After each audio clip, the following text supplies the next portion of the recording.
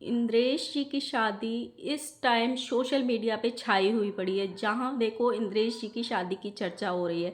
लेकिन जब से उनकी वाइफ शिप्रा जी का फेस रिवील हुआ है सोशल मीडिया पे, तब से ये शादी शादी से कंट्रोवर्शियल शादी में तब्दील होती जा रही है। जिस हिसाब से इंद्रेश जी की पीआर टीम एक्टिव हो गई है, शिप्रा जी का जब से फेस रिवील हुआ है, शिप्रा जी के पुराने सारे अकाउंट्स डिलीट कर दिए गए हैं, हाइड कर दिए गए हैं, उनकी सोशल मीडिया पे पुरानी चीज़ें डिलीट की जा रही हैं। उन सारी चीज़ों को लेके बहुत सारे क्वेश्चन मार्क लगाए जा रहे हैं। उनके ही अनुयायी उनसे क्वेश्चन कर रहे हैं कि ऐसा क्यों किया जा रहा है। इसके कई सारे रीजन हैं। सबसे पहले बोला जा रहा है कि ये इंटरकास्ट मैरिज है, सेकंड ये बोला जा रहा है कि ये लव मैरिज है, थर्ड ये बोला जा रहा है कि जो शिप्रा जी हैं उनकी ये सेकंड मैरिज है। तो बहुत सारे क्वेश्चन हैं, इन सब पे चर्चा करेंगे। So hello guys, Radhe Radhe, जय श्री कृष्णा। स्वागत है कौन है वीडियो में। आई होप सब अच्छे होंगे, स्वस्थ होंगे, मस्त होंगे और जहाँ भी होंगे तंदुरुस्त होंगे। अगर आपको मेरी वीडियो अच्छी लगती है तो प्लीज़ गाइस वीडियो को लाइक करना, कमेंट करना एंड चैनल को सब्सक्राइब कर लेना नोटिफिकेशन वाली घंटी के साथ में। सो गाइज, पिछले 10 सालों में ना हमारे यहाँ पे बहुत सारे कथावाचक सोशल मीडिया का फेस बने हैं। बहुत सारा जो यूथ है ना, वो हमारे सनातन धर्म को अपनाने के लिए, उसमें लीन होने के लिए आगे बढ़ा है। जब से सोशल मीडिया का टाइम पीक पे आया है, बहुत सारे जो यंग जनरेशन के लोग हैं अलग अलग अलग किसी को फॉलो करते हैं, किसी को कोई फॉलो करता है, किसी को कोई फॉलो करता है। सेम वैसे ही होता है, जब कोई कथावाचक आपके सामने कथा करने आता है तो बहुत सारे उनकी कथा को सुनने आते हैं। हो सकता है कथावाचक मजाक में कुछ बोलें, चीज़ें कुछ रखें, कथा में कुछ कहें। अगर कथावाचक उन चीज़ों को अपने जीवन में नहीं अप्लाई करते हैं या नहीं अनुसरण करते हैं, तो उनके ही अनुयायी या उनको फॉलो करने वाले ऑब्वियसली उन पे कभी ना कभी क्वेश्चन मार्क जरूर उठाते हैं। जो ये शादी हो रही है इंद्रेश जी की, इनका जन्म हुआ वृंदावन में। 3 बहनों के ये इकलौते भाई हैं। इनकी परवरिश सेम सनातन धर्म वाले परिवार में ही हुई है, क्योंकि इनके पिताजी भी कथावाचक रहे हैं। उनकी मैंने बचपन में अपनी मम्मी के साथ जा जा के बहुत सारी कथा सुनी है। हमारे यहाँ बहुत बार उनकी कथा हुई है मृदुलाल शास्त्री जी की। तो बहुत आज से अगर 20-25 साल पहले देखें तो इनके पिताजी एक फेमस कथावाचक थे, भागवत कथावाचक थे। तो मैंने उनकी बहुत कहानियाँ सुनी हुई हैं, बहुत भागवत सुनी हुई हैं। और भागवत में हमारे यहाँ पे क्या होता था कि जब भी कोई भागवत होती थी उसमें सुबह और शाम परिक्रमा देख के आते थे 108 कोई भी चीज़ों से। तो मैंने वो भी बहुत दी हुई हैं। तो अब ये उसी परिवार में पले बड़े हैं। इनकी सारी बहनों की शादियां हो चुकी हैं, अब इनकी शादी हुई है। लेकिन जिस तरीके से इनकी शादी हुई है और जिस हिसाब से ये प्रवचन देते हैं, कथा करते हैं, वो मैच नहीं कर रही है। इसलिए सोशल मीडिया पे हर जगह इनके जो पुराने प्रवचन हैं या जो पुराने इनके स्टेटमेंट है, उनके साथ में आज की चीज़ों को जोड़ा जा रहा है।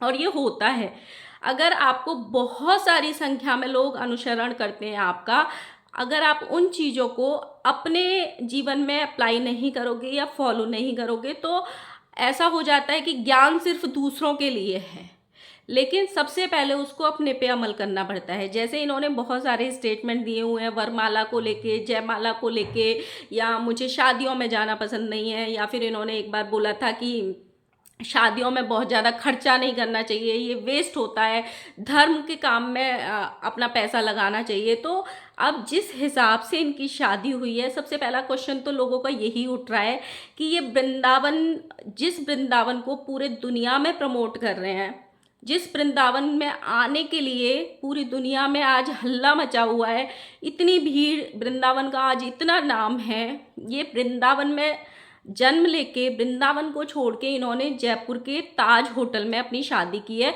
और वहाँ पे ताज होटल को पूरे को मिनी वृंदावन में कन्वर्ट कर दिया गया है।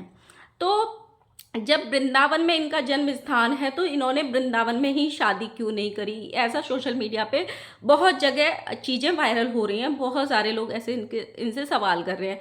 सेकंड थिंग, जिस हिसाब से इन्होंने शादी करी है, हालांकि इन्होंने कभी नहीं कहा था कि हम पारिवारिक जीवन में नहीं जाएंगे, हम गृहस्थ जीवन को नहीं अपनाएंगे, ऐसा इन्होंने कभी स्टेटमेंट नहीं दिया था। लेकिन ऐसा बहुत बार दिया था कि शादियों में ज़्यादा खर्चा नहीं करना चाहिए, ये वेस्ट हो जाता है, उस पैसे को धर्म के काम में लगाना चाहिए। तो अब इनकी शादी में जो खर्चा हुआ है, ऐसा लोग बोल रहे हैं कि करोड़ों में खर्चा हुआ है। एक तो होटल महंगा, वहाँ पे पूरे होटल को एकदम वृंदावन में कन्वर्ट करना, 100 से भी ज़्यादा वहाँ पे बड़े बड़े गुरुओं का आना, उनके मतलब उसमें शादी हुई है इनकी। उन गुरुओं को जो मान सम्मान दिया, सबको चांदी के बर्तनों में खाना खिलाया गया। वो सारी चीज़ें देख के ना लोग बहुत सारे क्वेश्चंस कर रहे हैं। सेकंड थिंग, इन्होंने जो ड्रेस पहने हैं, ऐसा बोला जा रहा है कि वो सब्यसाची के ड्रेसेस थे। तो एक तरफ हमारा देश भगवा रंग की तरफ प्रमोट हो रहा है। जितने भी हमारे बड़े बड़े धर्म गुरु हैं या कथावाचक हैं, जब वो कथा के लिए गद्दी पे बैठते हैं तो बहुत सिंपल साधारण सी वेशभूषा में आते हैं। तो जब आप ऐसी चीज़ें अगर आप खुद दिखाओगे तो ऑब्वियसली लोग आपको क्वेश्चन करेंगे। सेकंड थिंग, ये जो शादी है ना वो अचानक से अनाउंस हुई है। ना पहले किसी को लड़की का नाम पता था, ना इनका नाम जो इंद्रेश जी हैं, इनका नाम आज तक किसी भी लड़की के साथ नहीं जोड़ा गया है, कभी नहीं जोड़ा गया है। जैसे बागेश्वर जी वाले बाबा हैं, उनका कई बार नाम जोड़ा गया है, कभी किसी के साथ कभी किसी के साथ, लेकिन इनका कभी नाम नहीं जोड़ा। अब जैसे ही लड़की का फेस रिवील हुआ तो बहुत सारी चीज़ें सामने आ गई हैं, बहुत सारे क्वेश्चंस किए जा रहे हैं। सबसे पहला जो क्वेश्चन किया जा रहा है वो ये किया जा रहा है कि लड़की से इंटरकास्ट मैरिज की जा रही है। सबसे पहले जो लड़की सोशल मीडिया पे काम करती थी वो शिप्रा भावा के नाम से अकाउंट्स चलाती थी। 4 लाख का अकाउंट इनका इंस्टाग्राम पे था और 5 लाख का यूट्यूब चैनल इनका यूट्यूब पे था।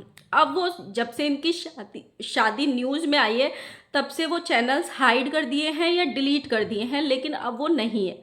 ये अपने चैनल पे हमेशा लड्डू गोपाल जी को अपने साथ रखती थी, उनको नहलाना कैसे है, उनको खाना कैसे खिलाना है, उनका ध्यान कैसे रखना है, हर जगह अपने साथ लेके चलती थी। उसी से उनकी ब्लॉगिंग होती थी और वही टाइप की वो रील्स वहाँ पे डालती थी। तो अभी वो सारी चीज़ें हाइड की जा रही हैं। सबसे पहले तो इन पे यही सवाल उठ रहा है कि जो भावा सरनेम है वो सिख कम्युनिटी का सरनेम है और अब उनके नाम को कन्वर्ट करके शिप्रा शर्मा दिखाया जा रहा है। अगर इंटरकास्ट मैरिज करना गलत नहीं है, कुछ भी ये चीज़ें गलत नहीं है, लेकिन उन चीज़ों को कहीं ना कहीं छुपाना गलत है। क्योंकि आप कुछ गलत है कर रहे हो या फिर आपको क्यों डर है ट्रोलिंग का या इन चीज़ों का। आपको अपने अनुयायी लोगों को जो आपको फॉलो करते हैं उनको सच्चाई के साथ सामना करना चाहिए। तो ये जितने भी यूट्यूब चैनल उनके डिलीट हुए हैं, इवन जो लड़की के घर वाले हैं उनके भी सारे अकाउंट्स डीएक्टिवेट हो चुके हैं सोशल मीडिया पे। चाहे वो लड़की की बहन हो, चाहे उनके माता पिता हो, सबके सरनेम अचानक से चेंज हो गए, सबके अकाउंट्स अचानक से हाइड हो चुके हैं। सेकंड, जो सबसे बड़ा ये है कि ये लव मैरिज है। ऐसा बोला जा रहा है कि ये जो शिप्रा जी हैं इनकी कथाओं में बहुत बार आई हैं, बहुत बार झूमते नाचते देखी गई हैं और वहीं से इनका जो प्रेम प्रसंग है वो स्टार्ट हुआ। देन ये अरेंज मैरिज की तरह शो किया जा रहा है। ये अरेंज मैरिज है नहीं। लव मैरिज करना गलत नहीं है, पर फिर बात वहीं की वहीं उठ जाती है कि ज्ञान सिर्फ दूसरों के लिए दिया जाता है। जब इतने बड़े बड़े कथावाचक उस ज्ञान को अपने जीवन में नहीं उतारेंगे तो फिर जो ज्ञान आप अपने अनुयायियों को दे रहे हो या अपने फॉलो करने वालों को दे रहे हो तो उस ज्ञान की ना कीमत कहीं ना कहीं कम हो जाती है।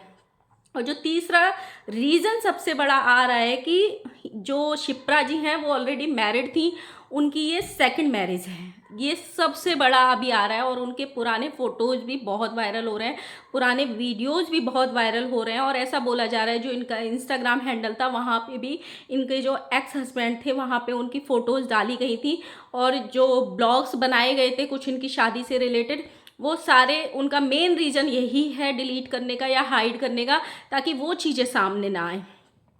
और ऐसा भी बोला जा रहा है कि जो उनकी शादी थी वो फेल हो गई, उसके बाद ही वो भक्ति के रंग में रंगी थी। उनके बाद उन्होंने सोच लिया था कि वो कभी शादी नहीं करेंगी और हमेशा अपने पूरे जीवन को भक्ति में लगा देंगी, क्योंकि उनकी फर्स्ट मैरिज फेल हो गई थी। लेकिन वहाँ पे चीज़ें बदल गई और इन लोगों का प्रेम प्रसंग जो है स्टार्ट हो गया। देन ये चीज़ें इस तरीके से जा रही हैं।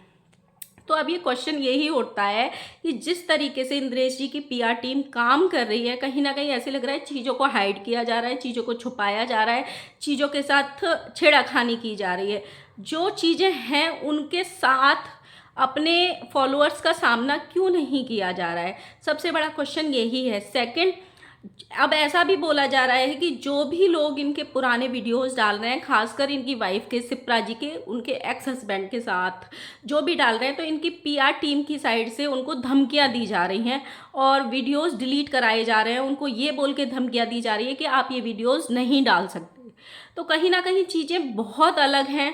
एक नॉर्मल शादी जिसको देख के सब खुश हो रहे थे, बहुत अच्छा लग रहा था, दोनों की जोड़ी इतनी मनमोहक लग रही थी, बहुत प्यारी लग रही थी। लेकिन अब ये चीज़ें कंट्रोवर्सी की साइड चेंज होती जा रही हैं और ये सबसे बड़ा रीज़न यही है, जो आप कथा में बोलते हो अगर उसको अपने जीवन में अप्लाई नहीं करते हो तो कहीं ना कहीं आपके ही फॉलोअर्स आप पे क्वेश्चन करेंगे ही करेंगे।